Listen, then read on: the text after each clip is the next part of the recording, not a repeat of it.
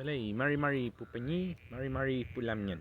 Tefachi Pichinengo Mazmeu, les quiero explicar y contar de la manera más fácil posible una conjugación que está en modo imperativo, ¿ya? O una voz de orden o voz de mando.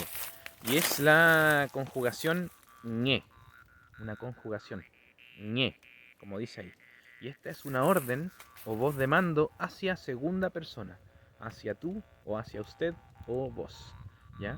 Entonces, si tengo, por ejemplo, el verbo kpan, que es venir, yo voy a decir kupañe, kupañe, ven o venga, ¿cierto? Entonces, si tenemos el verbo alkutun, que es escuchar, voy a decir alkutuñe, escucha, ¿cierto? Usted o tú, escuche. Si tengo el verbo zungun, ya que es hablar, voy a decir zunguñe, habla, ¿ya? Y bueno, pueden ir dejando abajo en los comentarios todas las ejemplos que se les ocurran, ¿ya? Ahora, ¿cómo lo puedo hacer? Por ejemplo, amutun, ¿cierto? Irse. Amutuñe, ándate, ¿cierto? Me acordé de esa también.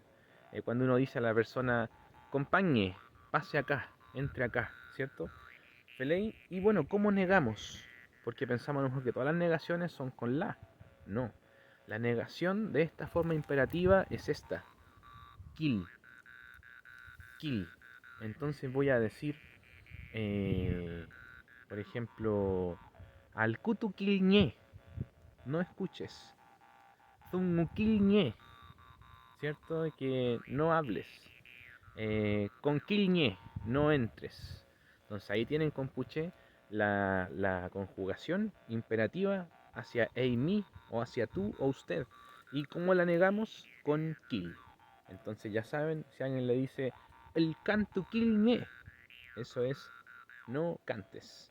Peucayal, pupeñi pilamien, peucaliainca, nengo más no.